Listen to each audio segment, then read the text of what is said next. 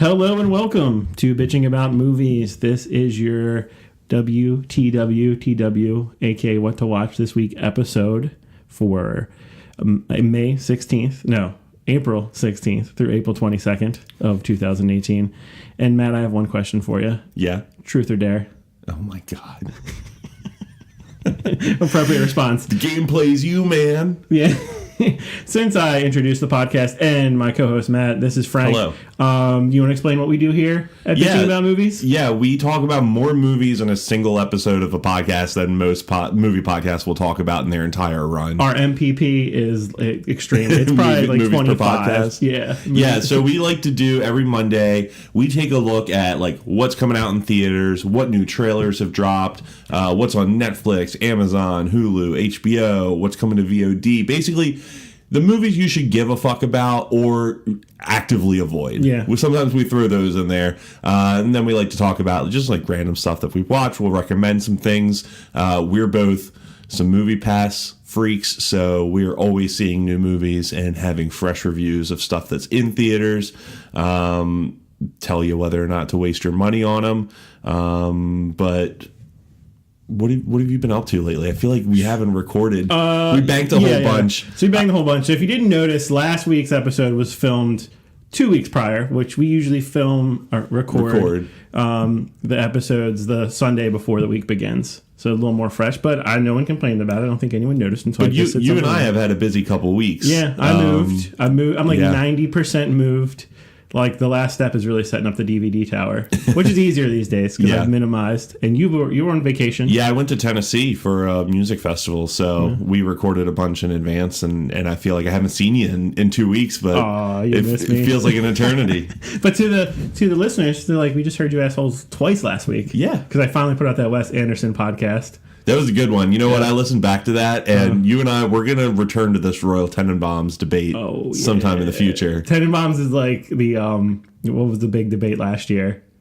It was probably Legion was the big one last year. Yeah, no, I'm not going to let you get away with loving Tenenbaums. But then again, I'm the minority on not digging it. Yeah, and speaking of things we're probably not going to dig, we like to lead each episode off with a couple of trailers to peek in the near future of movies coming out this year. And this Future World.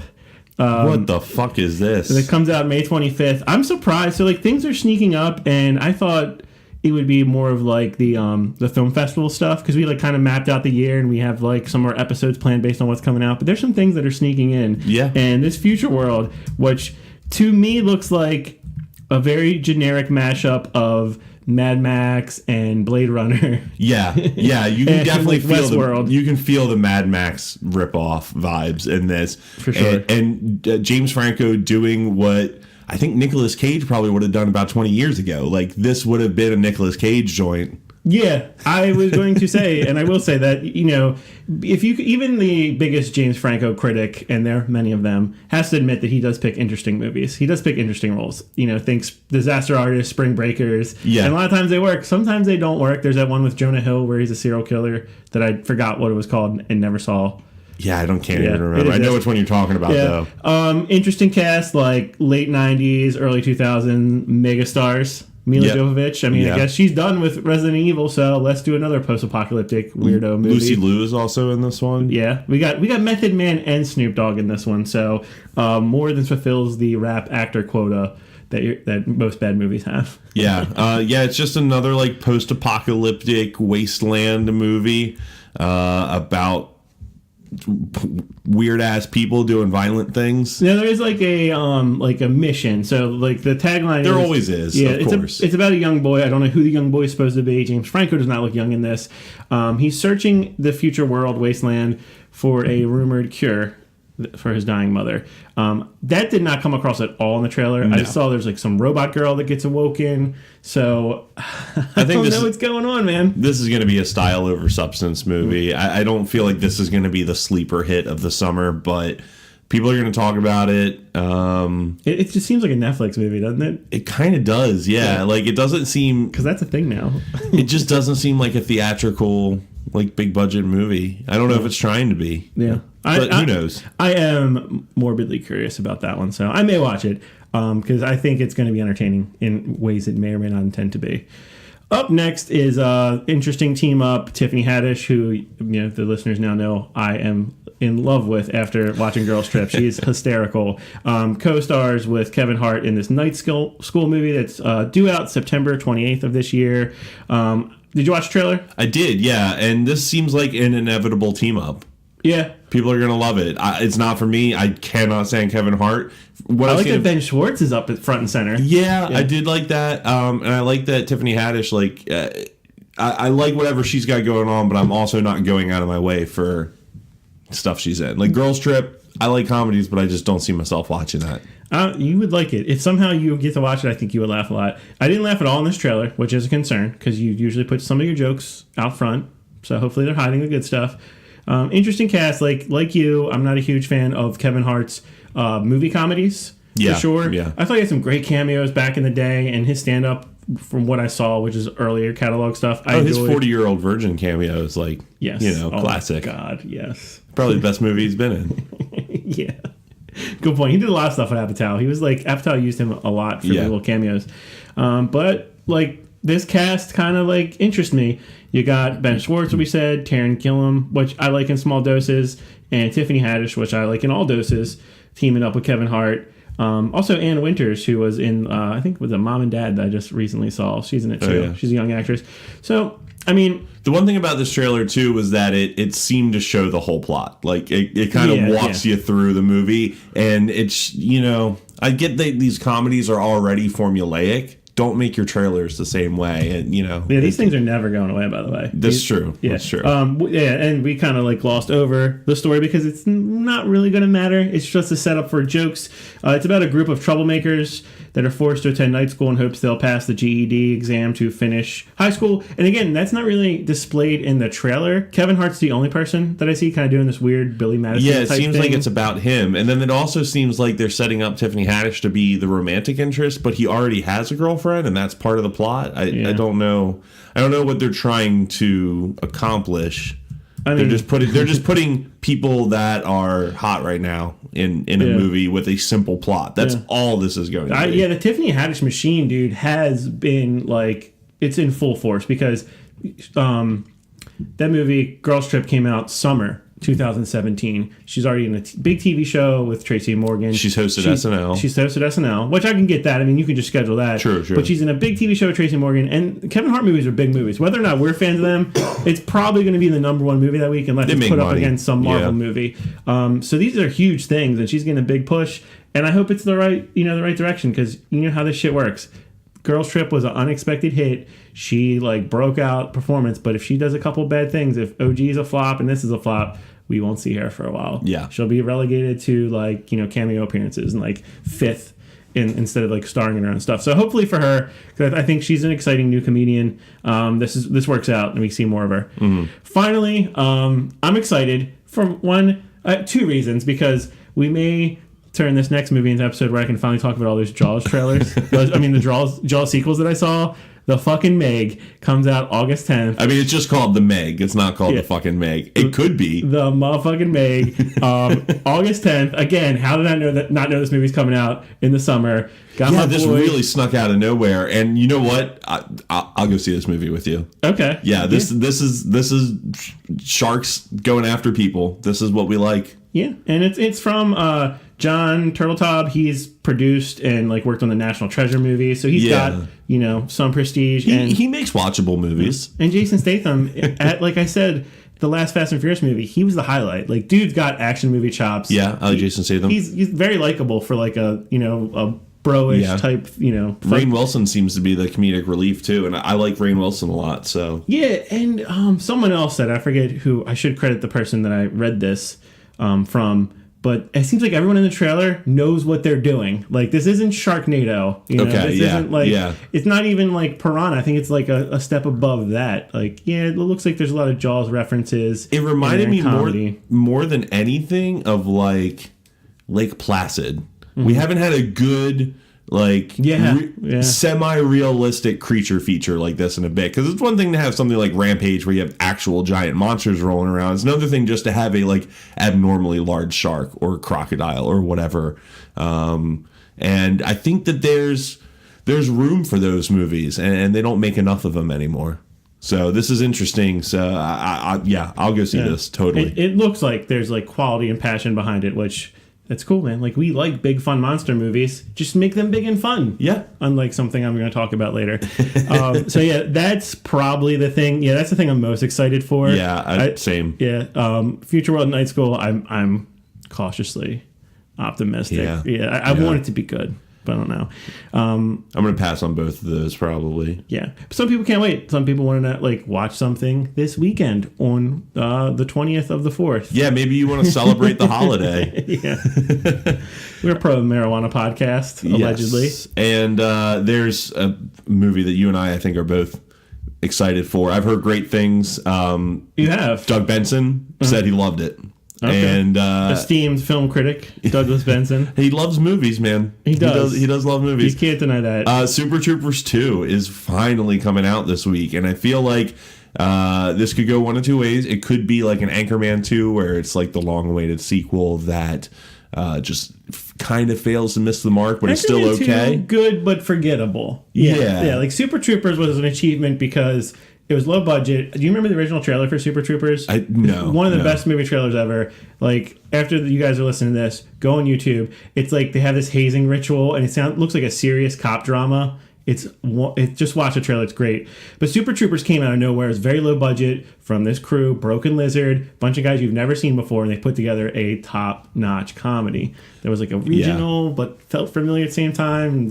And I definitely want to revisit the first one before watching this sequel. Like I've seen the first one quite a few times. I think my memory of it, and one of the things we like to do on this show is like challenge nostalgia and revisit the things that we love from, a few years ago or our childhood or however long, and determine whether or not they're actually good.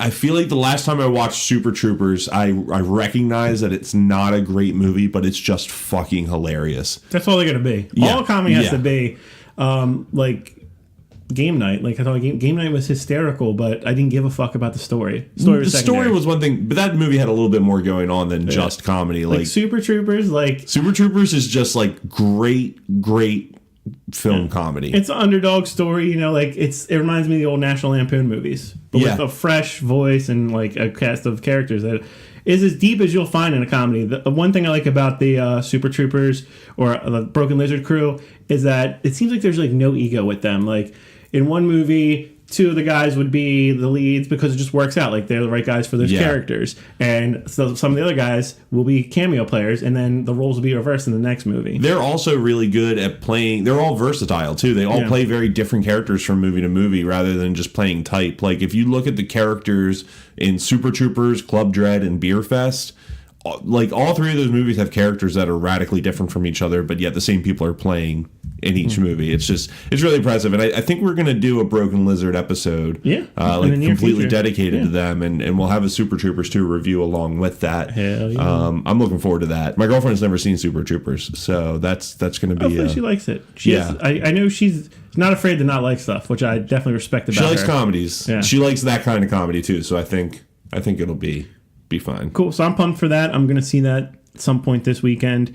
That's pretty much it. I mean, as far as good things coming out, the only other thing worth noting is it looks pretty bad. The I Feel Pretty Amy Schumer movie. Yeah, because what got bumped that we're going to talk about? Some got pushed back. Well, no, Rampage was going to be this weekend and got moved pushed up. Yeah. And that was it, I'm pretty sure. Okay. Oh, no, and Tully got bumped to May. So we'll talk about that in a few weeks. So it's a good time to catch up. We had a big chunk of movies, but I agree, man. I was a huge fan of Amy Schumer when she first came on the scene. Like she kind of came up with Anthony Jeselnik in the roast scene. And right. I thought she was great, like insult comedian. Then her style just developed, and I just like her new style of humor. I didn't really dig. The one she did with Apatow, I thought was pretty good. Trainwreck. Trainwreck at the first viewing. I was really underwhelmed by it. And then the second viewing, I whatever I thought I liked about it, it was just gone. I think she's an interesting voice, but I'm just not the target audience, I guess. I don't know. And this new one that she made, I Feel Pretty, apparently, like, people are hating it, like, outright hating it because of what the movie's about. Basically, Amy Schumer plays a woman struggling with insecurity who wakes up from falling and like hitting her head, believing that she's the most beautiful and capable woman on the planet. Her new confidence empowers her to live fearlessly, but what happens when she changes her appearance, or when she realizes her appearance never changed? That's super shallow and super dumb just on paper. Possibly. I mean, there was Shallow House, speaking of shallow movies. It reminds me of like that generation, like late 90s, early 2000s comedies, but I thought we're kind of over. Like that was considered a smart comedy back then. True. Because it had like one point to it that was like social commentary. But this doesn't look smart at all. It doesn't look well made either. No, it doesn't. It doesn't look like the characters have any like legitimate reason to be acting or doing the things that they're doing. It seems like it's running on premise alone, which is this woman who doesn't think she's attractive, hits her head and suddenly thinks she's attractive, and then it's going to end on some girl power message where it's just, the confidence that she had in herself is what was really attractive the whole time, but they're going to fumble at the end. You expect they will. I would assume that you're going to be correct on that one. I mean, this movie could be highly memed. People love to shit on Amy Schumer. Like, she's an easy target for whatever reason. Like, what happened to her Netflix special was kind of like unprecedented. Like, how it got like 0 stars. Like, people just like hated on it. I get it. She's a loud voice and she says a lot of shit. And when you talk as much as she does, people are just going to find stuff to hate. True. I don't hate her. Like, I really liked her early stuff. I was a big fan of her. It's just kind of like grew out of her. Like you're worried about Super Troopers. Like, you grow into stuff and you grow out of stuff. Yeah. So hopefully it has an audience and people enjoy it, but it's not going to be me. Not even Movie Pass. I'm not. I have no, like you said, I have no interest. And it's crazy because just like 3 or 4 years ago, like when Trainwreck came out, I would have been interested in almost anything she was doing because it was interesting back then. Yep. Not so much. I also want to note, like, you probably will now finally have a chance to see that new Joaquin Phoenix movie we talked about a couple weeks ago. Okay. You were never really here. Yeah. That's kind of getting like a push. And I think that's something we kind of forget to mention because there's so much shit we talk about. Yeah. But I'm hoping, and I think it's going to be around us. And I've heard great things. Let me know when you find out because I'll go see that one with you. That one looks really strong. Looks dark and. Joaquin Phoenix can just go places that most actors don't. Say you're not, a fan of dumb comedies, because as great as Super Troopers 2 could be, it's going to be a dumb comedy. Yeah, and let's say you either have already seen everything that's in theaters previously, or you just fucking hate leaving the house. You're homebody. Yeah. What's out there? What do we have? We have the Netflix, as the kids are calling it, and this is part of our streaming/VOD segment of the show, and we lead off with the most popular of those formats, the aforementioned Netflix. Up first on the 19th is Friend Request. I always throw a bone to our horror fans out there because it's a big chunk of the people that are listening. This is a movie, you've probably seen the trailer. It got a pretty good theatrical run. It's about a popular college student who graciously accepts, I love when they describe shit like that, social outcast online friend request, but soon finds herself fighting a demonic presence that wants to make her lonely by killing her closest friends.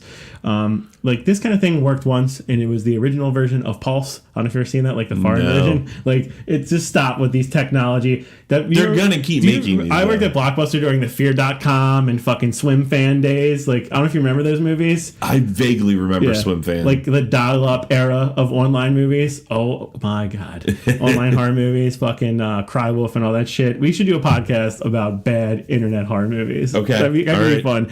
This one looks like it's pretty bad, but sometimes you want to sit back and watch a bad horror movie, and this is a relatively new one. So am I going to watch it? Probably not, but I think some people might be interested in it. That's going to be a definite no for me. That's going to be a no for me, dog. One that I can't say looks any better, but is something that I would definitely be more inclined to watch is Kodachrome. This is a new Netflix original with Jason Sudeikis, Elizabeth Olsen, and Ed Harris. I guess if you're a sentimental stoner and this is what you want to watch, you want to watch a road trip movie on the 20th? Road trip movie about a dude with daddy issues, yeah. The film is based on A.G. Sulzberger's 2010 New York Times article, "For Kodachrome fans, road ends at Photolab in Kansas." So this is literally about like the last Kodachrome, basically the last place that'll publish, make the, I guess, what do you call them? Develop those photos. And it's about a father and son who take a road trip to Kansas in order to get their last reel of film developed. Dude, this is so Netflix. Anything that's like so specific like this, it's like a futile and stupid gesture. Yeah. Which, spoiler for early on, is no longer my least favorite movie that came out this year. But it was pretty bad. These stories are so specific where it's like, it's a nice page on, if you read the page on, why can't I think of it? What's the website that is free that you just watch? Wikipedia. Like, it's a good Wikipedia page. Shit, look, I've been moving all week. It's like a good Wikipedia page to watch or read, but like a movie about this. Also, it's based on a New York Times article, which that alone screams make a Netflix movie, please. Yeah, you're like scraping the bottom of the barrel here. So yeah, I'm really dubious of this one. And there's reviews out early, and maybe it was a mistake to like do a little theatrical run for this one because no one seems to like it, and I can't really sell anybody on it. I can't. It's got people I like in it. If I watch it for any reason, that's going to be what it is. I like Jason Sudeikis. I like Ed Harris. Them playing a father-son duo. I think they could. Maybe capture something worth watching, but I'm certainly not like chomping at the bit for it. Yeah. I'm not foaming at the mouth. I don't have internet or cable until Thursday, so I'll be okay. I'm watching some discs. I'm not worried about missing these. If I were to watch anything on Netflix, it would be this Dude movie called Dude. Comes out on 4/20. It's about a group of teenage girlfriends who deal with their life after school. It's got Lucy Hale, who's currently in Truth or Dare.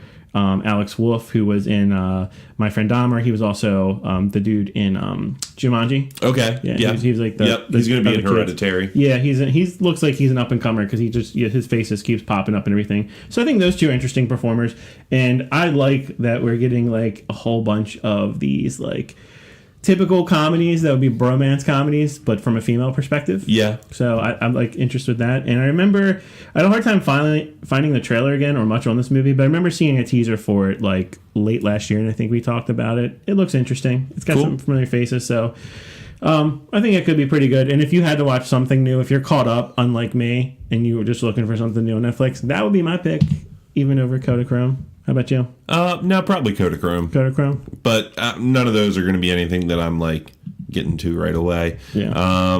We normally will talk about Amazon Prime next, but there's nothing. There's nothing worth talking about really the rest of the month on Amazon Prime. But they did have a couple of really good movies drop at the beginning of the month, Florida Project and Killing of a Sacred Deer. And I'm going to talk about Florida Project later on. Yeah, I haven't watched either yet, but they're still on my list. Yeah, so there's plenty of stuff. And go back, listen to our previous episodes. We talk about their beginning of the month movie dump as well. So there's stuff there, just not new stuff this week. HBO Go and HBO in general, it's kicking up. Like good week for HBO, yeah. Last week was good. Andre the Giant documentary. Before that, you had the Martin Luther King one. Mm-hmm. We got an interesting documentary here. This one called I Am Evidence.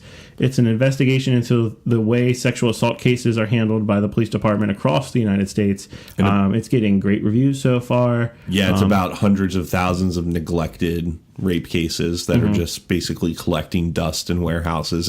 It's really like, it's just disgusting to think about, which means it's perfect fodder for an HBO documentary. Yeah, and we won't get into our politics too much, but it's a case for focusing more on violent crimes, I think, and a pretty interesting argument. There's many arguments going on in the United States right now, but I think this is a worthy documentary, and I'll probably end up checking this out. I thought it was interesting that Mariska Hargitay is the producer and voice behind this whole she can do no wrong thing. Yeah, in my eyes. Yeah, she's the greatest name ever too. A couple days after that, 4/21, so that's going to be a Saturday, which is an interesting release date. That's usually when they do they drop their big theatrical movies. Yeah, their big theatrical acquisition. War for the Planet of the Apes is finally hitting HBO. This one, guys, if you haven't seen it already, get to it, because this is probably the most impressive film trilogy of the last 20 years. Yeah. Other than maybe Lord of the Rings is the last one. Is that 20 years? Yeah, so post Rings. Yeah. Post Lord of the Rings, I think, is the most impressive. Is it a coincidence that Andy Serkis is in both? I don't think so. No, I mean, he's one of the many talented people involved in this trilogy. I loved it. I think it was like towards my top 10. It was either right inside or right outside of it, because it was just a great year for movies last year. I think it was number 10 for me. But I did purchase it, and I don't purchase many movies lately, and it's so good and so rewatchable. That whole trilogy, and especially this one, it was a worthy climax to a film series that progressively got smarter and better written, better acted. It's Yeah. really good. So if you didn't listen to us before, what the fuck are you doing listening to this podcast? We've told you like 3 times to watch this movie. It's like the 4th time. Watch this movie. Go back and watch them all. And I think it's a really good trilogy if you can get a hold of all of them in some way. I'm not going to do the homework for you this time. Go to justwatch.com and see where you can find those fucking movies and make a great weekend out of it. Yeah, man. And then what I'm really excited for on Sunday, April 22nd, the season 2 premiere of Westworld. I have been avoiding all like promos, Same commercials. I don't need it. I don't need them. When you're in, you're in. We talked about the Westworld preview, like post Super Bowl, like teaser, and that's about it. Because you're either in or out on this one, and I'm in. I'm dubious because it's hard for me not to look through the lens of they're trying to replace Game of Thrones. So I don't watch Game of Thrones. So to me, this is my Game of Thrones. It already is because it's the only epic thing. Like it's the only non-comedy on HBO that I'm going to go out of my way for. Yeah, it's going to be interesting to see now that we kind of know the rules, and I think we're going to. I feel like everyone's antennas up as far as the audience members of this. How they're going to like pull the wool over our eyes. How they're going to trick us this time. Like season 1 was good. It was really good. Like, but it like raises the bar for season 2. I don't know if the series. I don't know if it needs to even be beholden to having some big twist or having something that's going to pull the wool over our eyes. Yeah. But like how can it we continue know to be interesting in the way season 1 was? There's season 1, like every episode was like eye opening. Like, oh shit, I didn't think that was going to happen. Here's the thing, though. Season 1 was all about questioning the status quo, and the season 1 finale was about answering that question and telling you where all these characters now lie and what their motivations are and where they're going. Like season 1 of Westworld was a lot of setup, a lot more than I think people realize it was. I think season 2 is the meat of this story. It's really, this is going to be like, again, this is me having avoided really any news about the second season, but just the feel that I got from the end of the first is that this is going to be where like the rebellion happens and where the really important character development happens. I think it's going to be good. I think it's going to be a little less, beholden to secrecy and setting up a twist. It's not about that anymore. It doesn't have to be. I mean, you can still have that in there. Good writing is going to, but no, I'm interested in this season for a lot of different reasons than I was interested in the first. Yeah, and I agree with you. I don't know if I'm as excited as you, and I don't know if that matters, but one, like I have a group of friends that we mainly see each other for Sunday, either football or other TV programs, so we watch this one. So to get back into that routine, that's always fun. And we do that with shows. I quit Walking Dead. We used to do a Walking Dead, but I quit after they axed my boy Carl. And it's weird. I'm just like not. It's to just be. I used to watch every episode of that show like live when I could, and I'm just like I can't even pretend to be interested. Man. So I lost that one. Game of Thrones is until next year, and the only TV show I'm even watching right now is Atlanta. Like I have like no shows to follow, so I'm like kind of like frothing like for a new TV show to like get into. Season 2 of Legion's out. Yeah, no. Get caught I'm up gonna on do that. it. I'm gonna do it. You get caught up. I know. I owe people. You still got Santa Clarita Diet. You can jump into that. Yeah, I know. You Bobby, everybody else tries to get me on all these TV shows. You got stuff, man. I know there's shit out there for sure. Have you watched Barry yet? Barry's really good. You know what? I will watch Barry. Barry's good week to week show. Yeah. After Atlanta, I'll watch Barry. Cool. And Legion.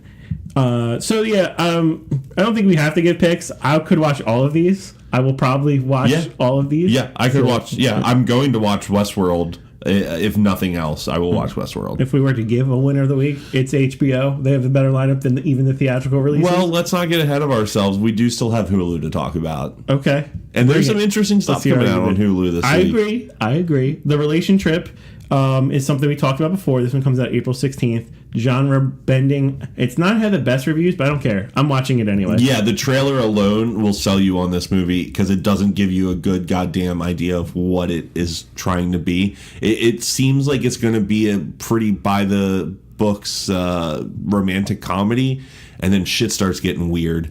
Yeah. And it looks just like a very unique kind of movie. It's perfect. This is like perfect streaming stuff. I will totally watch this. It's about two loners bonding over their mutual disinterest in relationships, and they decide to go on a road trip as just like a friend trip.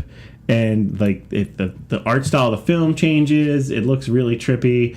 and interesting. There's some weird puppet running around. Yeah, yeah. So I'm just curious, man. Like, this one's got me interested because it just looks so different from like a genre that is just usually peddling out the same stuff, same type of stuff. So that one's coming on the 16th. That looks really cool.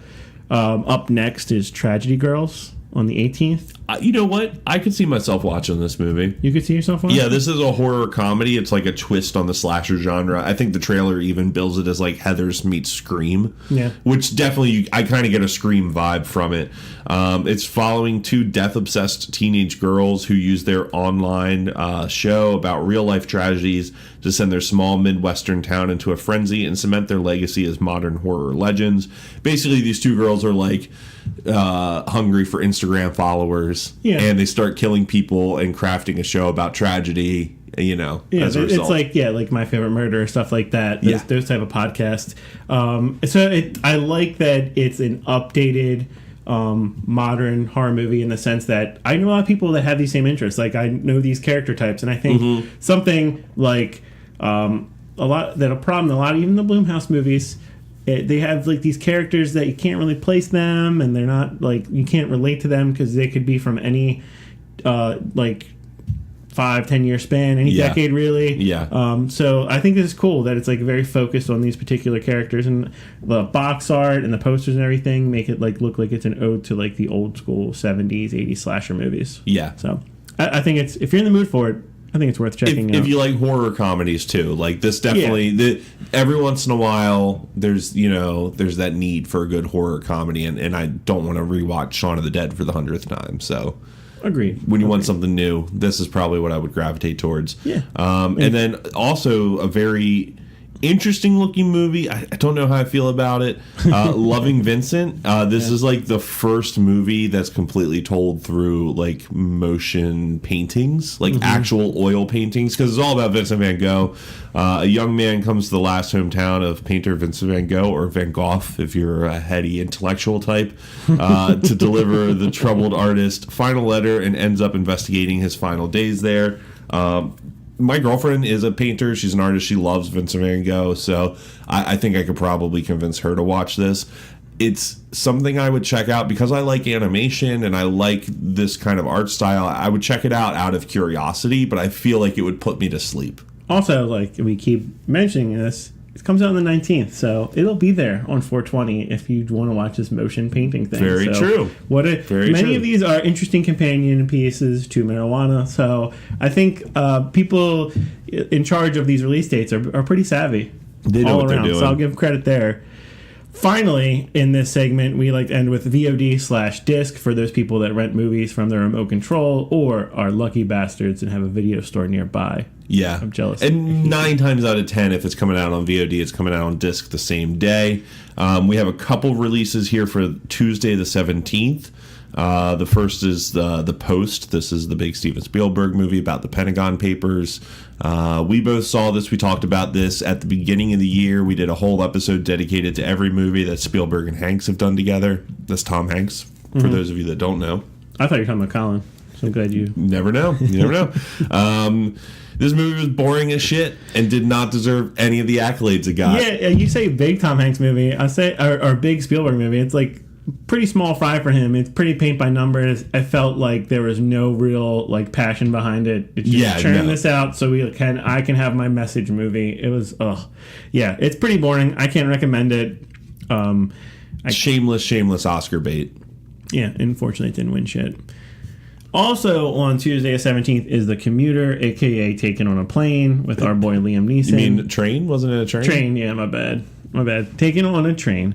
I watched this movie. I thought it was all right. There's better things to watch. I can't tell you loyal listeners to spend $4 to watch this movie. God forbid $25 on a Blu-ray. You could fucking throw a dart at your TV box in any streaming service, and there's probably a better Liam Neeson movie on there. That's just the way life works. But, it's an okay movie. If you're curious, you won't have a bad time. It's ridiculous as expected. Not quite on the level of the Taken movies or some of his other like straight-to-video stuff that's been out there, but it's not a bad movie either. So if you just need some new Neeson in your life, you can't go wrong. Yeah, I probably won't watch it. Yeah, it's okay. I did it. So I did it, and we talked about it. You can find the review on our podcast list and find out how we feel. And then Friday, we got more than usual. We got some Friday releases. Yeah, because these are things that I guess just aren't worthy of theatrical releases, but they still want that Friday movie feel. So these are all also on Friday the 20th. One I definitely think I'm going to watch is Ghost Stories. Yeah, I knew you were going to. This is about art skeptic Professor Philip Goodman, who embarks upon a terror-filled quest when he stumbles across a long-lost file containing details of 3 cases of inexplicable hauntings. Martin Freeman is in this movie. It looks like a really creepy horror anthology kind of movie, reminiscent of maybe like the Twilight Zone movie or something like that. And I like Martin Freeman. He's been popping up in a lot of really good stuff lately. So I think I'm going to check this out. It also seems like the kind of thing, though, that'll maybe be on Amazon Prime in a month or so. So if you want to wait, if you're on a budget, I'm going to wait a little bit. I'm not going to drop $5 on it, but it's on my radar. Agreed. And I think it's a type of low-budget story that someone like Martin Freeman can carry. Yeah. I think people forget how good he is, because lately he hasn't really had to carry much. No, he's been a bit player for better or worse in a lot of stuff. Yeah, I am interested in that. Last week we talked about a trailer for a movie called Cargo that he did. I'm interested in that because he looks like he's pretty much the driving force behind that whole movie. I've never been disappointed by him. He's been in disappointing things. I can't think of anything, but I know he has. But I've never been disappointed in him. He always brings it. Yeah. He's a good performer. He's always great. Yeah. Also, on the 20th of the 4th, Corbin Nash is a rogue police detective in the search of his parents. Killer is murdered and reborn into the ultimate killer. This looks like schlocky ridiculousness, but some people are interested when Corey Feldman gets a job, and he's the star of this. And Malcolm McDowell, I guess, was not financially responsible because he keeps popping up and shit. Yeah. So, there's not enough bills to pay. Yeah, there's not enough reviews in this, but I feel like if you're, you like Ash vs. Evil Dead, stuff like that, this could be up your alley. This doesn't look like the worst thing, but not on my radar personally. Yeah, but I'll worth probably mentioning, skip it. I thought, at least.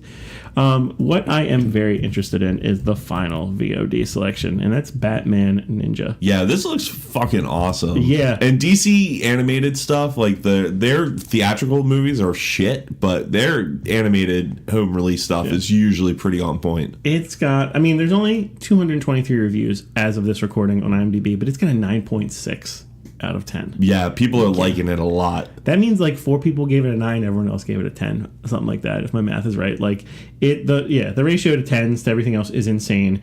It looks like a 90-minute just fucking awesomeness, like just a celebration of ridiculous Batman. Like there's a lot of Batman comic books out there, but they haven't really gone this far with the animations. No, this has a very anime inspired look to it. It's like CG generated, but I guess that's it's like, I get what you're saying. Yeah. It's CG, but it's an anime style, and it looks awesome. I think it's not just Batman during feudal Japan. It's like Batman and some of his allies and enemies all get sent to the past. So it's actually modern day Batman in feudal Japan, being a fucking ninja warrior, whatever.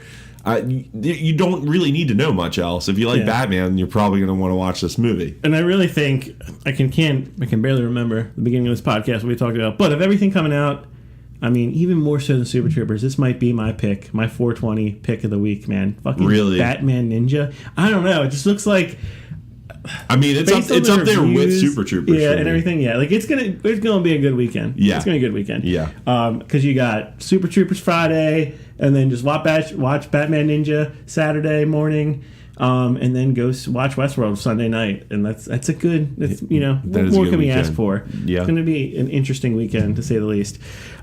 We've had interesting weeks. Yeah, you've watched a lot of stuff this week. I feel like I'm slacking. It's okay. It's how it works out. One of us always seems to lift the weight, when someone stumbles. And that's okay. We don't judge here. We're humans. Again, for a movie podcast that does not get paid to do this, I think we're pretty on the ball. We've combined seen 100 movies between the two of us this year already. Yeah. Easily. We've been tallying them on Facebook and other social medias. And, I've seen like 23 of the 2018 releases. So if we don't have that many one week, hey, man, back off.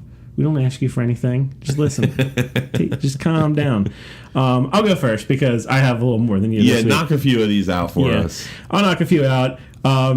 And I got some ranking updates, and I'll go ahead and say I have a new number one for this year, and I have new bottom movies for this year too. So whoa, yeah. So there's some stuff going on.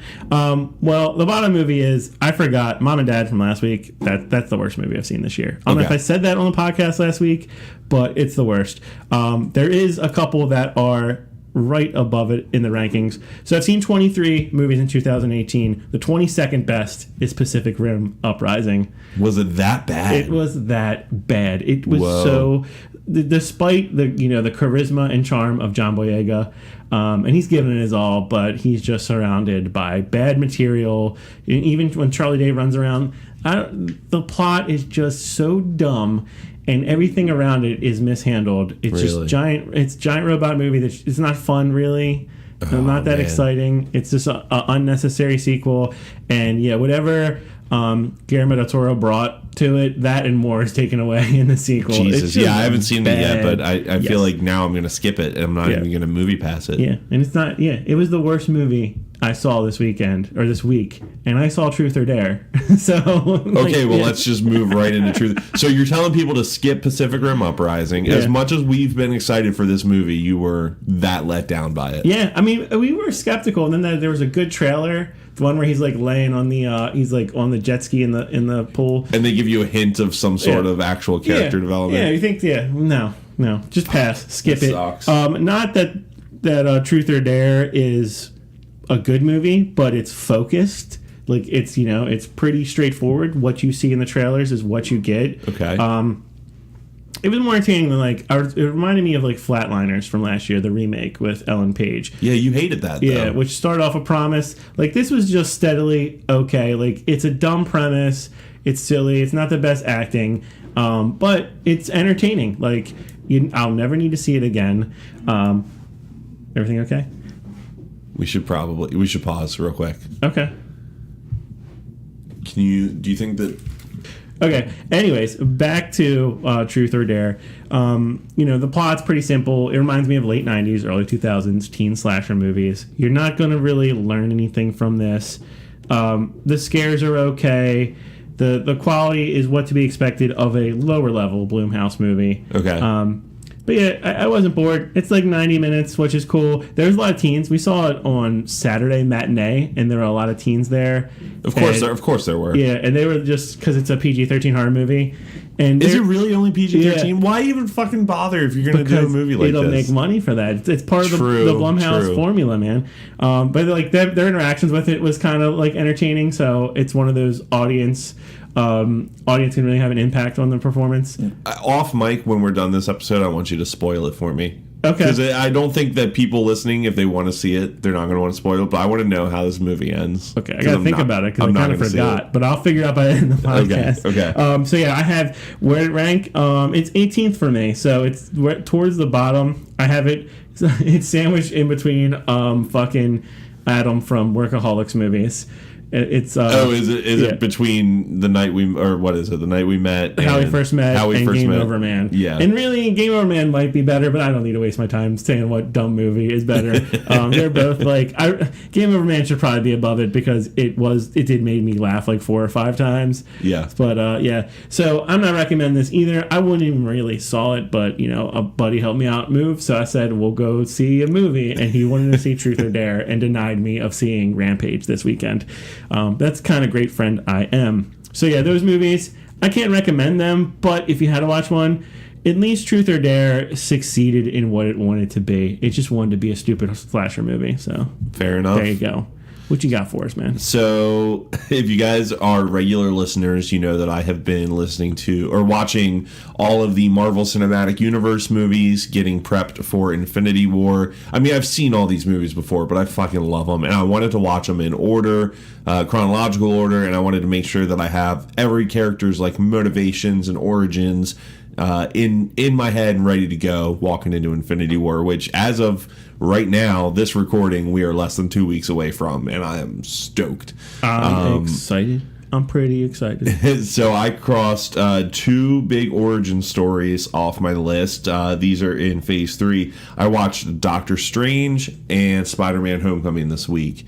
And Doctor Strange, this is the first time I had seen it since it came out in theaters. I think we went together, right? I think we did. Yeah, I think we did. And it was like a later night showing. I try not to do too many of those anymore. And I remember specifically during Doctor Strange, like struggling to stay awake because it was like after 9 o'clock and I'm an old ass past your bedtime. biddy. Yeah. And Go to bed. so this time I was like wide awake. It was like the first movie that we watched after getting back from vacation. Just like, you know, okay, we just spent 5 days not even looking at a TV. I want to just fucking veg out and watch something. And Doctor Strange was great. I have to say, I enjoyed it a lot more on a second rewatch than I did the first time in theaters. And I think it's because I got to just take a little bit more of it in. I was following it a little bit more. I really like the way the characters are written and the way that the Marvel Universe introduces magic, and they kind of explain it away as, we're just using this energy, and it's like programs. Spells are just programs.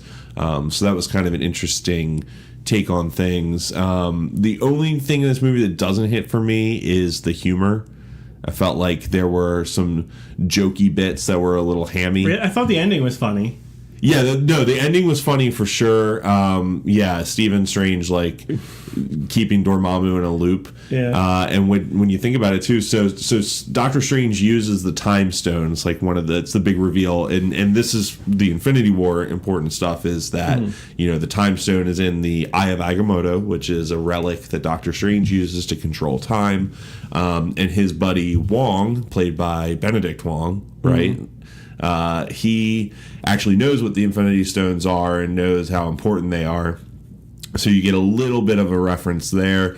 The finale to this is great because Doctor Strange uses the Time Stone to he traps Dormammu, this ancient evil being that wants to take over Earth, which standard origin story stuff. Yeah, the stakes are pretty high in this one, though. Yeah, the stakes are really high, more so than Iron Man, which I think is the easy comparison, just because Stephen Strange and Tony Stark are such similar characters. One's into tech and one's into magic. Yeah. But so he keeps him there, and he just in a loop. Dormammu will kill Doctor Strange, and then time reverses, and Strange says like, "You're my prisoner."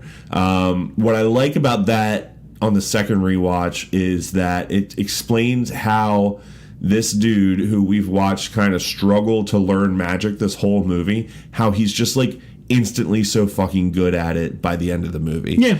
We don't know how long he was stuck in that dimension practicing magic. So when you really think about it, like he could have been there for days, weeks, centuries, just rewinding time and practicing magic on this most evil being in the universe over and over again. I haven't seen it in like a year and a half, but I do remember liking the whole progress of Doctor Strange. Like, I thought they did a real good job, better than a lot of Marvel movies, of like how he developed his powers, how he struggled with his change in life and everything. On his ego, for sure. Like, they do a really good job of convincing you that he has gone from an egocentric, maniac, basically, to somebody who's willing to, like, do whatever it takes to save humanity. I was disappointed I didn't see it in 3D. Did we not? Like, there's a lot of maybe trippy we didn't scenes. go together, because I'm pretty sure I saw it in 3D. Oh, really? I'm pretty sure I did. Yeah, no, the trippy, like, astral projection great scene. Visuals. Yeah. My final question about it is, because I remember there's, like, Benjamin Bratt's character, I remember being, like, really weird and interesting, and then, like, go away from it. Like, yeah, this guy also suffered this thing. And you know what I'm talking about? Like, was he a comic book character that they just didn't like? No, watching it the second time, like if you just kind of ignore how recognizable of a face Benjamin Bratt is, that character just makes sense because Doctor Strange, he has this accident, he loses the use of his hands, and he's going through physical therapy. His physical therapist tells him about this guy who was in a wheelchair and then disappeared for a couple of years, and then he passed him on the street while he was walking. Mm-hmm. So that's how Strange goes to find out about this, area in Kathmandu where he goes to study with the Ancient One, who's Tilda Swinton's character. So it tracks that his physical therapist would know somebody who had been to this place, but that's really the only thing that Bratt's character is around for until the after credits sequence where we see him get the magic drained from his body by Baron Mordo, played by, I can't remember how to pronounce it, Chiwetel Ejiofor. That's good. That's as good as I think Ejiofor is definitely how you pronounce his last name. I'm not sure, but he's great in it too. He was really good. Yeah, and his villain turn for the sequel, I think, is going to be really interesting. That's you what can see say. where it's going now. I would assume that these villains are going to pick up in the sequel, not really much in Infinity War. Yeah, definitely not. No. It's going to be all about Thanos and Infinity War. So much for these guys to do. I finally saw one of the most anticipated movies, and one of the best movies that came out in 2017, in my opinion. The Florida Project. It's available on Amazon Prime right now. It's from a filmmaker, Sean Baker, who's like one of the best indie filmmakers. I feel like a true independent filmmaker right now. And he does a lot of great stuff with people that are like first time, maybe last time actors. You probably know him best from Tangerine if you've seen any of his stuff. And that one I think has been on Netflix and probably still on Netflix. It is, yeah. This one is set over one summer. It follows this precocious 6-year-old character, Mooney, as she goes around just some mischievous adventures with her playmates and with her mother, who's caring but rebellious and definitely like misguided. And they live in this like motel where people can't even afford to rent an apartment, so they like live week by week, day by day. Mm-hmm. You see their struggle, and the only familiar face in this is William Dafoe, and he's like the landlord, for lack of a better term, of this whole area. And he's a really interesting character because, you know, he's hard on these people. Like, he's seen it all. You know, there's a great scene where he walks off this pedophile who's like walks up. It's probably one of the top 5 scenes in the movie, and this is a movie filled with great scenes. And just his interaction with that, like the depth of this Dafoe character makes me feel like he would have been a worthy. I love Sam Rockwell in 3 Billboards, but William Dafoe is just as worthy. And imagine how much we like that Rockwell performance. Like, he's just as good, if not better, in this. All the characters are really good. All the children are great, especially the character of Mooney, who's played by Brooklyn Prince. I think she's going to break through out of these. I think she's already coming up in a couple of things. Well, they also said that about that girl from what was that?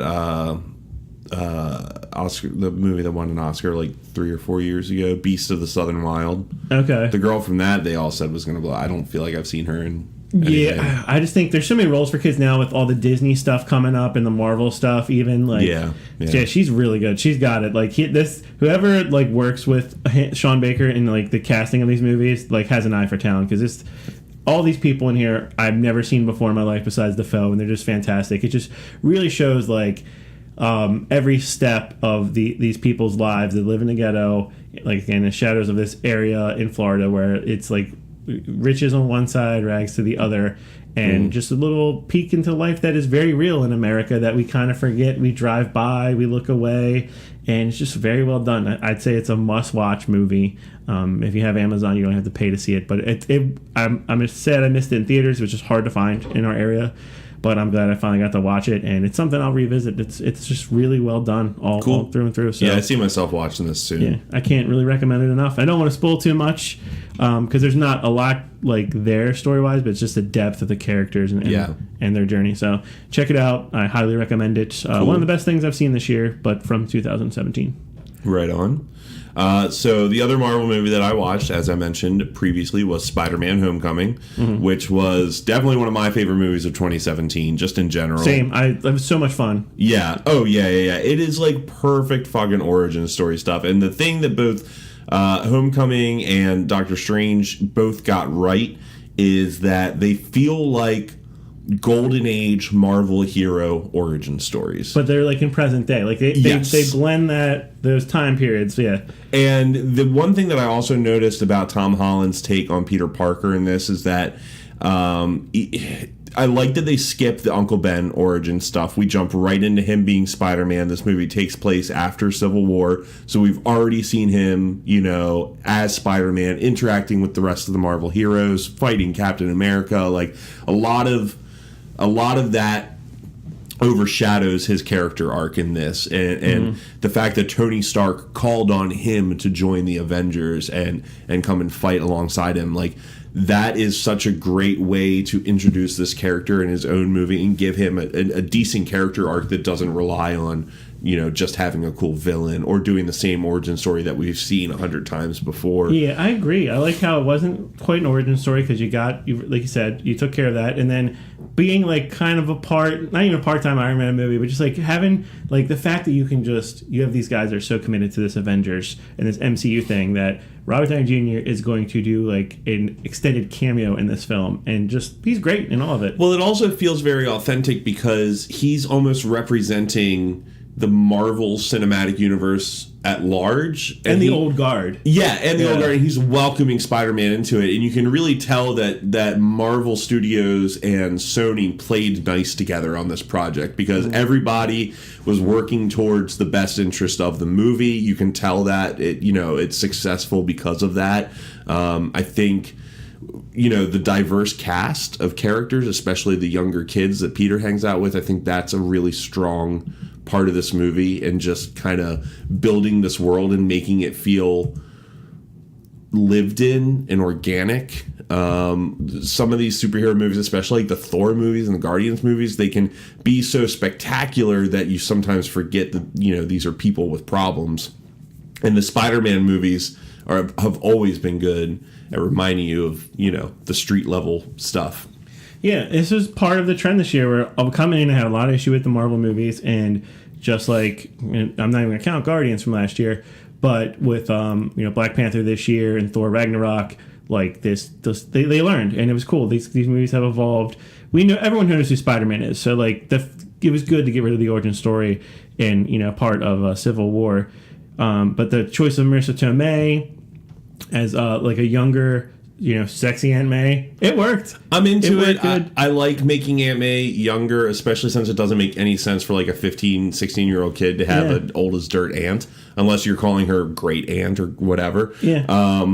I could have done with fewer jokes about how hot Marissa Tomei is. Like, we get it after Robert Downey Jr. calls her hot a couple times. Like, we also have eyes. Like, Marissa Tomei is fantastic. Yeah, we get it. Yeah. That being said, the humor in this movie is great. I can't remember even seeing it in theaters. I don't know if I missed it or what, but the fucking scene, like the opening montage of him finally swinging through the city where he's been like dying to get into his Spidey suit all day, and then he's finally swinging around. You get to see him stopping crimes, just swinging around, doing a Spidey thing.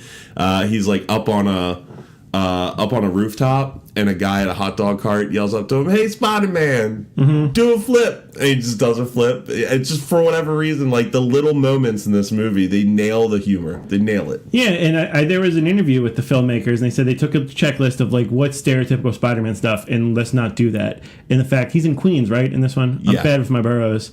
He's in Queens, and there's not a lot of skyscrapers. It's very low to the ground, and I think he's like a Mets fan and stuff. So it was definitely a different flavor to this Spider-Man, and the fact that there's a lot of diversity in the cast. It all fit. It didn't feel like it was forced or panhandling. No, that's not the right term. Pandering. Thanks.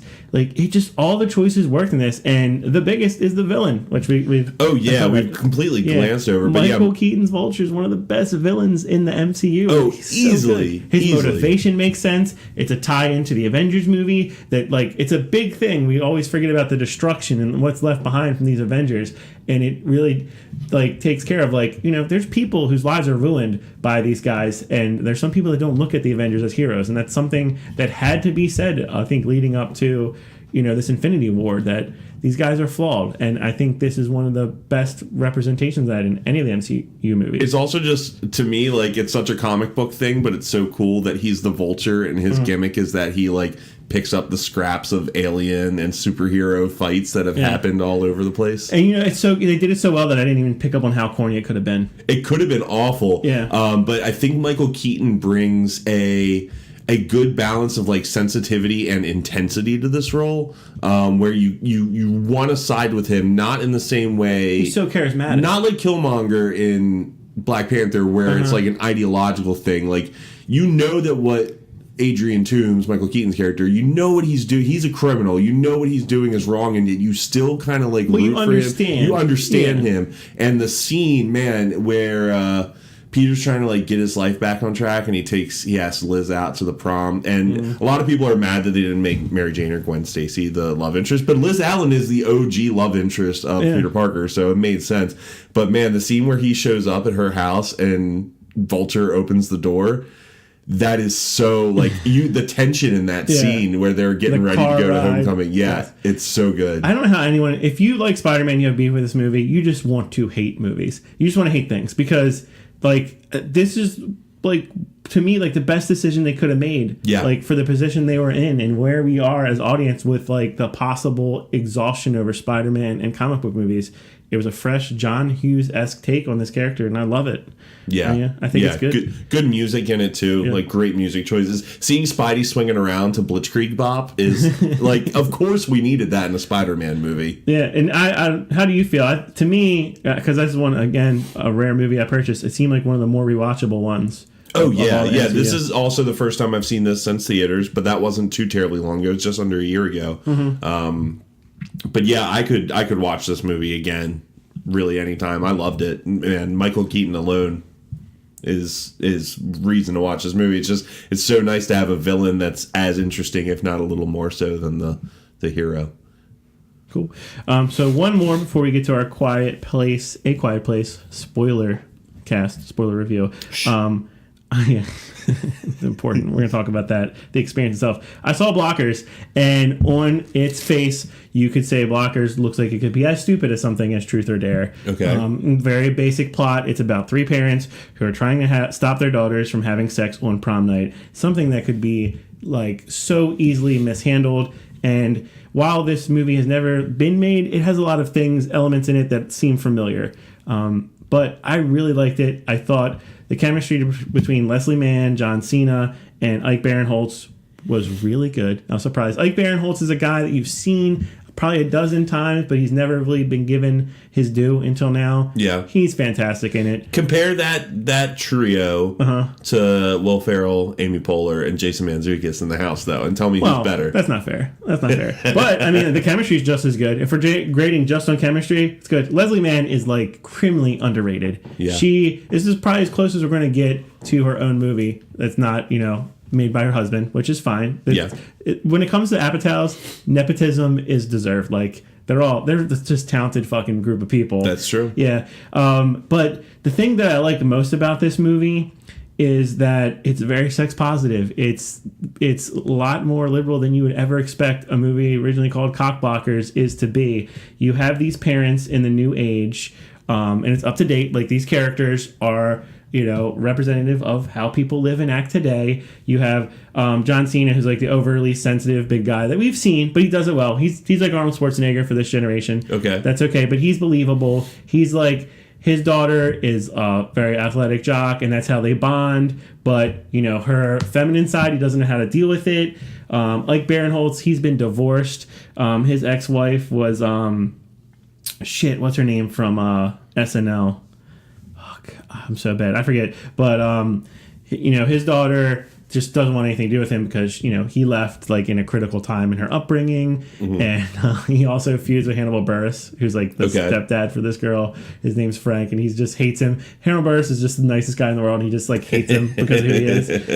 So he's trying to redeem. He always overcompensates. Like, he buys the limo, and he's that one adult that everyone's like turning away when he shows up in the party.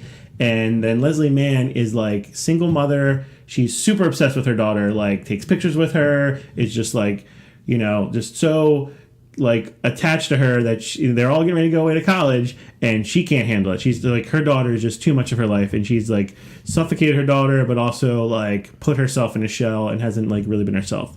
So there's that going on. Plus, each one of them like is searching for friendship amongst like themselves. Like, they don't relate to like their peers because they're so obsessed with their kids, if that makes sense. So like Ike Barinholtz is always like, you guys don't invite me, and John Cena's trying to hang out with Leslie Mann. Like, they all want to be buddies because they see something in each other that they relate to, and this event, this prom, like forces them to come together because they like read the text message via laptop of their agreement, which is that all three girls are going to lose their virginity on prom because they wanted to remember it. Some of them are going to different colleges. Mm-hmm. And I know I say a lot. This movie has heart. It does. The actresses in this movie, that I wasn't really familiar with. They're fantastic. Like, they're really well done, and it's an interesting dynamic because the parents are the flawed characters in this. All the girls have their shit together, which tends to be the case in real life. Yeah. Like, you know, people kind of discount, like, usually teenage girls are more mature than teenage boys by leaps and bounds. And they're also better at handling their real life situations than their parents are. That's kind of how it is.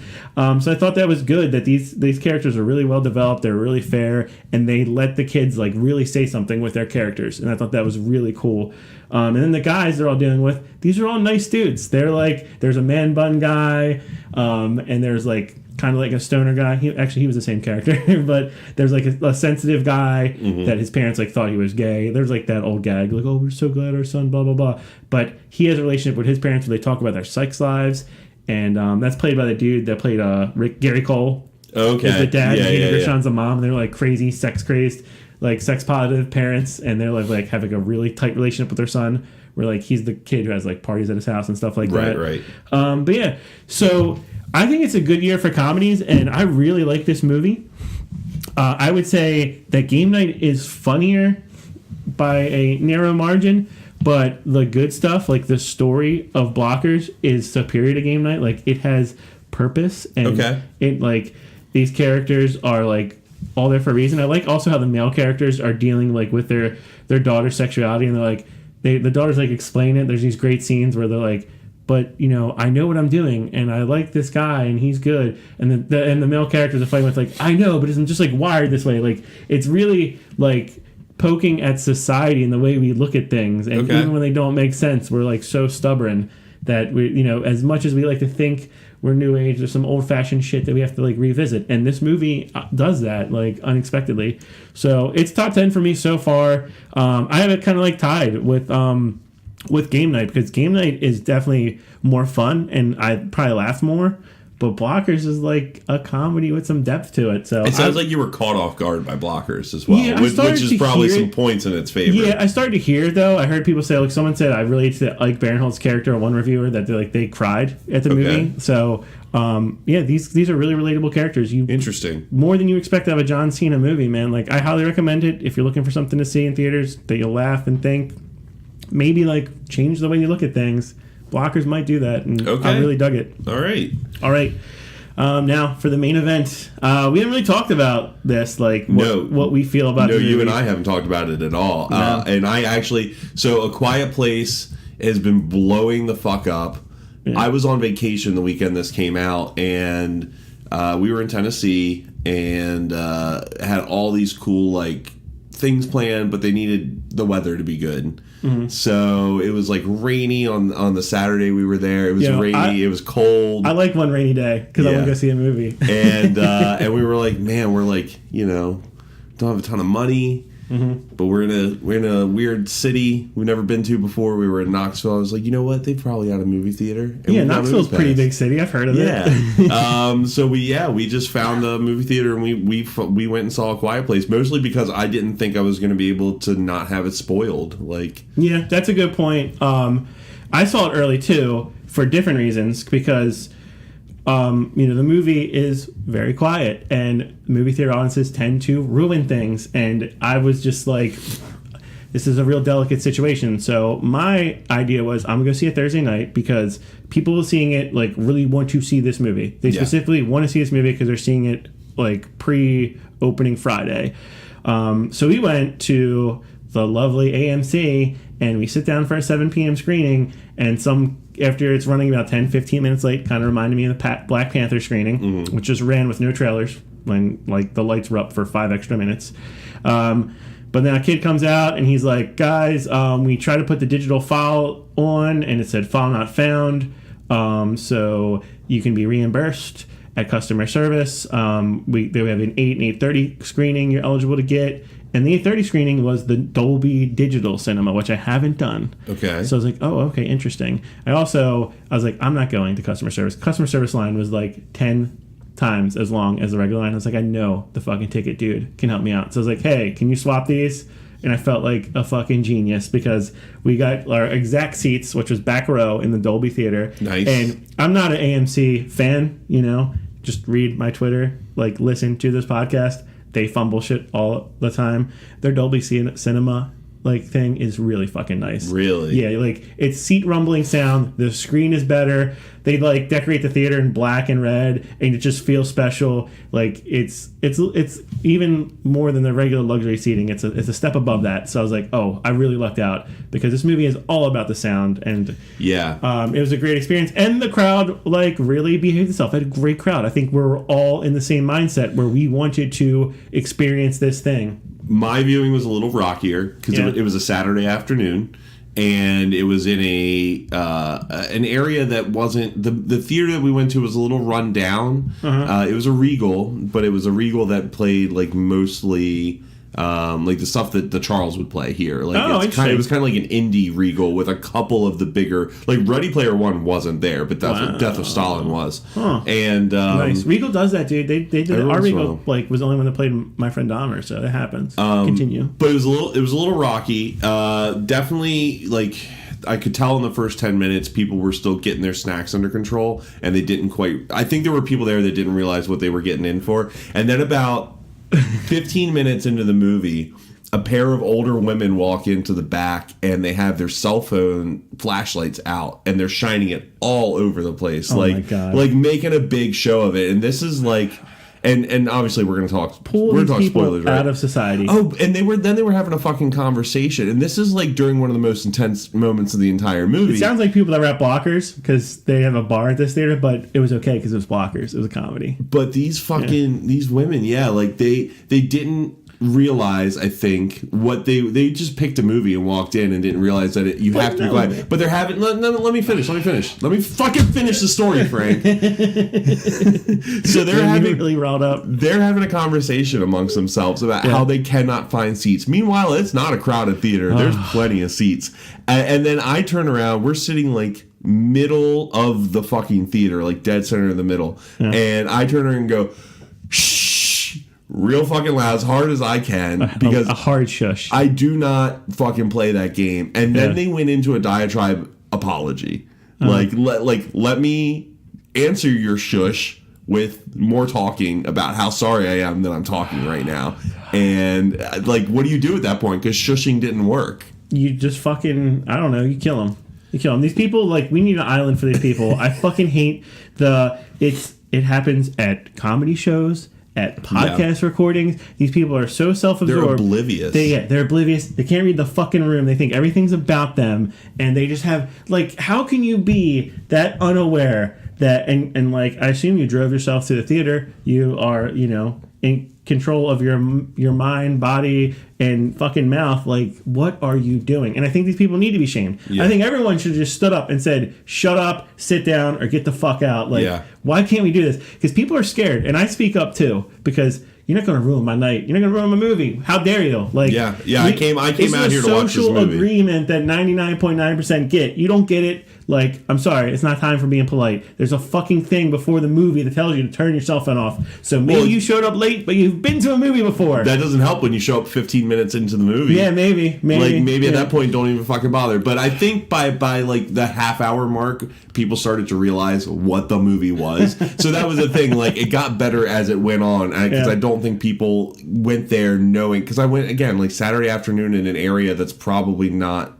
they're not caring. They're just going to the movies. They don't give a shit about what they're seeing. Which is my point in going and see it Thursday. Yeah, matinees are good too. So if you haven't seen this yet, before we spoil it, I'm saying definitely go see it. Oh, absolutely go see it. But just think about what you're doing. Think about where you're seeing it at the time. Like, you just don't want kids or people that are, like you said, just going to see a movie that don't understand what they're seeing. It's like when you go see a stand-up comedian, you want to go with their crowd. It's always better to go see something for people that know what they're getting into. Yep. I tweeted AMC, Regal, and what's the other one? Cinemark. I was like, you should ban all bag candy for this movie. They didn't respond. I tried. I brought box candy. I would have done that too beforehand. You know what? If I was an indie theater, I would be doing like no snack screenings of A Quiet Place. You don't need them. Well, there's a thing they do. I know Kevin Hart does it, and Joe Rogan does it now. There's a bag you can get where it like locks your phone in this bag, and you can't get to it, and you walk out of the venue, and it unlocks. they should just do that. They should fucking do it. Yeah, there's that too. But yeah, I really like it, and I think you should go see it as soon as you can. If you have concerns like Matt that it'll get spoiled, or like me that just like be choosy about where you see it. Maybe someone's never even heard of this movie. Why don't you tell them what it's about? Okay. A Quiet Place is a drama, a thriller / horror movie done by John Krasinski. It's about a family who's forced to live in silence when hiding from these creatures that hunt by sound in a post-apocalyptic world that's in the near future. I think it says like 2 years from now. Yeah. Very simple concept. Yeah. John Krasinski is Jim from The Office. You might know him as that, but he's branched out in recent years. Not like this. Not like this, but Not he like this. He also stars alongside Emily Blunt, his real life wife, who plays his fake wife in this. And they have a family, and this isn't your typical kind of horror movie where characters are just getting picked off one by one. It's more of a family centric, thriller piece where you're following one family unit. Yeah. You're not. This movie doesn't play by a lot of horror conventions, I think. Yeah. Well, one thing it did, which kind of reminded me of Last of Us, where like you see this character in the beginning of the movie, because we're spoiling now, by the way. Oh, yeah, spoilers start now. Spoilers start now.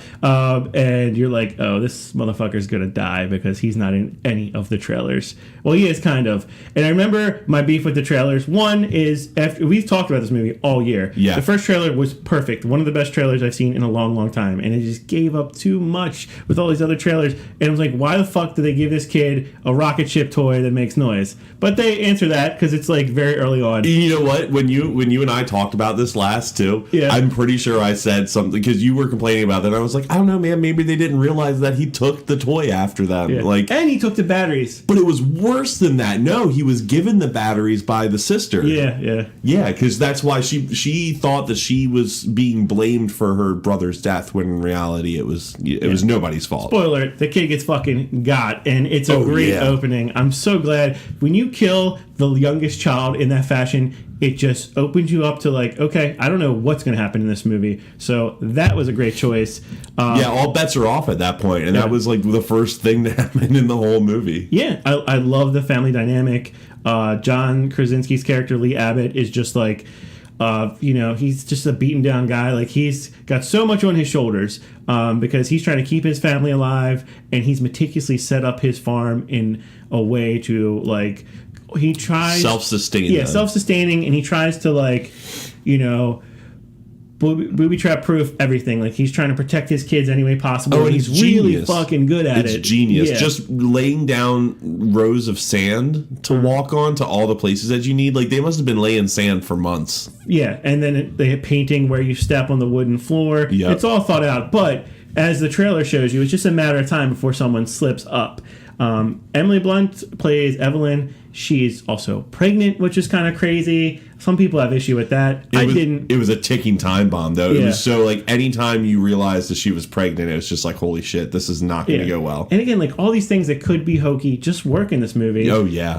The children that survive. Regan, played by Millicent Simmons. Oh, she happens to be deaf, which is like even more horrifying because she can't make noise, but she also can't hear these fucking creatures when they're stalking her. So like she's in this crazy world where like the room for error is minimal, and she's also brilliant, Yeah. And she's also like she's the daughter character that's like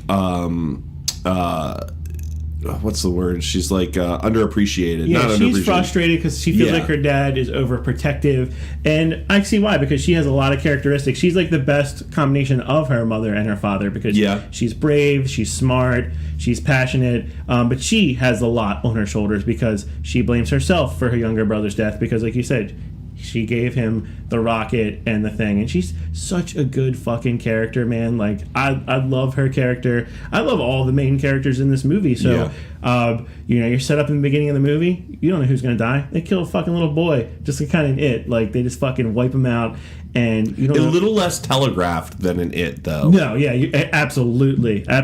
It was completely telegraphed, and every little decision works, man. And the best part of this movie, to me, is the tone and the tension. Yeah. Like, where did he come from? Because he's done other movies, nothing on this level. No. He's like all of a sudden a master horror director, and people can try to dismiss him because he's Jim from The Office. He obviously like adores this genre, and has studied it because he knows what this he's is one of doing. the most impressive horror movies in a long time. One of the best of this decade, I feel like. Yeah, and his performance isn't even the best performance in the movie. I would say Emily Blunt does a pretty damn good job. And the kids are good too. Like they're all not only are they convincing as a family, I mean obviously them being actual husband and wife, they're going to have chemistry together.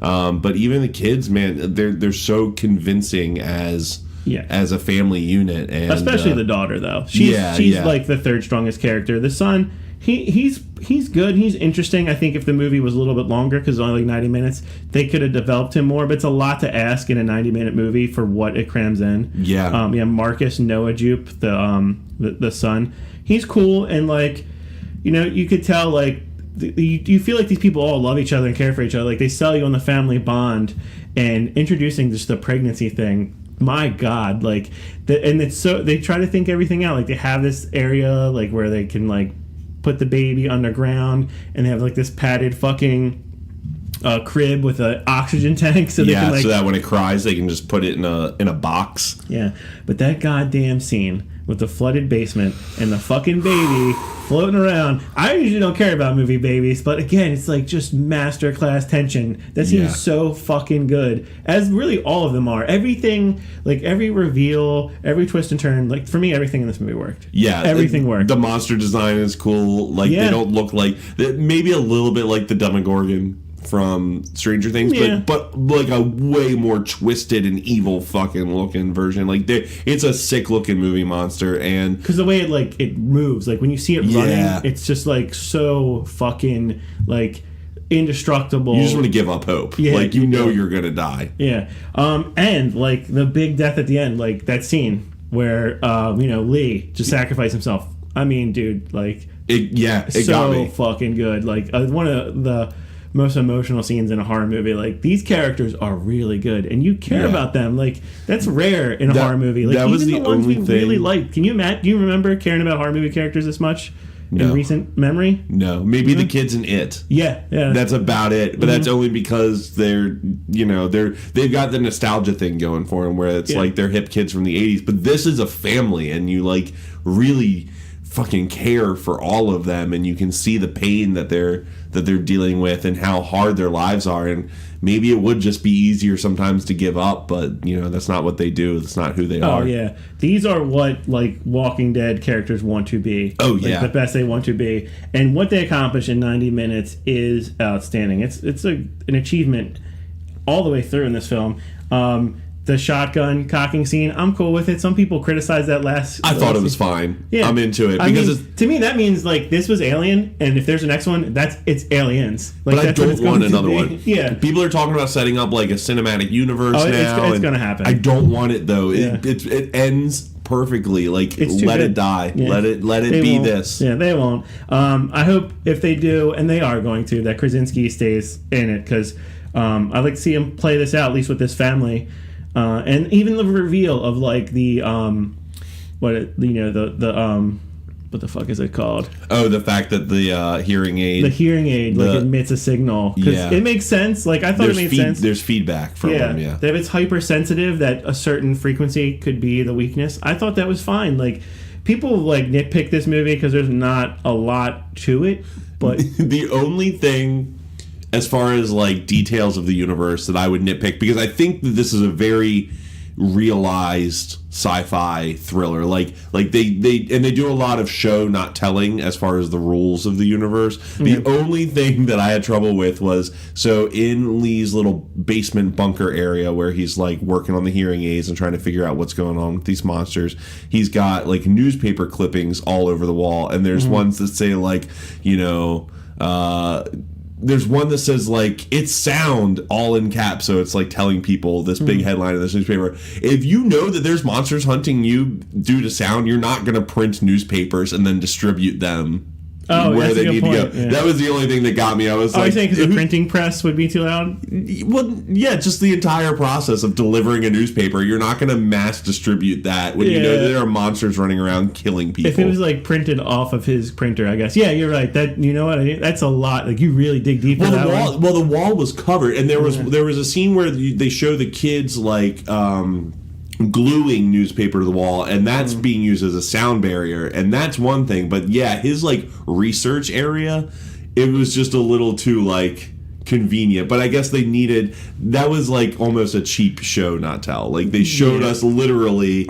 I mean, you need that though to get to a big audience. You got to dumb it down, unfortunately, because as Americans, we're fucking dumb. It's certainly not enough to detract from the movie as a whole. No, not at all. To me, that's such a small thing. I was like, pay attention to so much else, especially in that basement in the final scene. Yeah. That I was okay with it. I'm okay with sequel, man, because I would love to see how these two like badass women fight their way out of it. Like, really? Yeah. I see. To me, it's this movie's special because it's not an action movie. I mean, I agree. Like, I thought it was ended perfectly, but I see. I'm good in bed. Where I know some people are like, fuck. Like, I saw like when it was leading up, I was like, oh, this is gonna end like exactly how it ended, and I like that shit. Where it's just like, use your imagination. Like this is where we're leaving you. I'm dubious of a sequel, but I also say that as somebody that loves Alien and fucking hates Aliens. I'm sorry, it's not as good as you remember it. No, I agree. Yeah, I'm with you on that. Like that's one of our movies that we are not with the population. No, but that first Alien that sucks. That movie holds up, man. It's still one of the best horror movies ever made. And I think this will be the same kind of thing. Yeah, because it's all about tone and just atmosphere and tension. Yeah, and there's going to be a lot of imitators. I've already seen like some studios come out like, we're not doing remakes anymore because everyone wants to have their own A Quiet Place. Yeah. Which is funny. And I guarantee you this has got passed on by a lot of major studios until it ended up wherever it ended up. And I'm excited, man. Oh, and as I was mentioned, I keep my running rankings going, keep them fluid throughout the year, and I have a new number one. Quiet Place, best movie I've seen this year. It's really close to number one for me, but I still liked Isle of Dogs more. It's just more of the things that I like. Mm-hmm. You know, I'm going to like stop motion generally more than than horror. And if both movies I think are equally good movies, and you're asking me which one would I want to watch again, it's probably Isle of Dogs. Well, I like Isle of Dogs a lot too, and I think you're right. I mean, they're both done like from the finishing product is like you can't ask for better. Like it is exactly what they wanted it to be. And it's apples and oranges too. They're two very different kinds of movies, so it's hard to actually rank them. Like stuff like Annihilation and Black Panther, which have a little bit below, like a notch below these films. Yeah, I think they're really good, but I don't think they're fully realized. I think like they could have been even better if like handled a certain way. Yeah. If that makes sense. Yeah, no, A Quiet Place, there's not much that can be done to that movie to make it better. And Isle of Dogs is like its own thing, so. You got number two then? I mean... Again, I don't know. I'll need you... Those two are interchangeable. I'm not a big fan of ranking stuff. I'll do it. I'll do it if a gun's to my head, but I don't really care to officially say this is my favorite or this is the best or I think this is objectively better. Huh? We're gonna make you do it again at the end of the year, though. Yeah. It's good. People like lists. I know what you mean. Like it doesn't mean anything. No. And before Infinity War, I will do a ranking of the Marvel movies now that they're all fresh in my head. But it'll be nebulous. I feel you, man. I think most of us have a love-hate relationship with rankings. Yeah. That's why you should just give us 5 stars and rank us as your favorite podcast. Oh, boy. Look at that transition.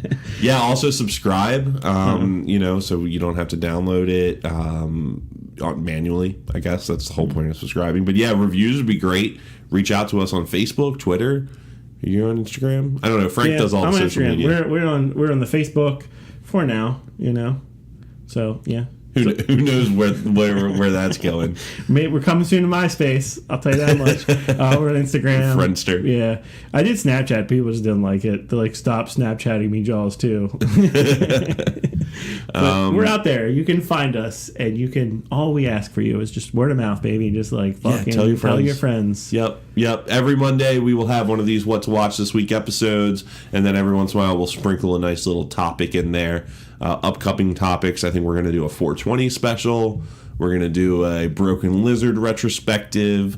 Apparently we're going to do shark movies at some point soon. Yeah, that's later on. That's in the summer. All the Jackass movies, I think that's coming up down the pipeline. So, fun stuff. You got anything else for them? No, man. It's, you know what's good to do in a quiet place? Just go to bed and hope you don't snore.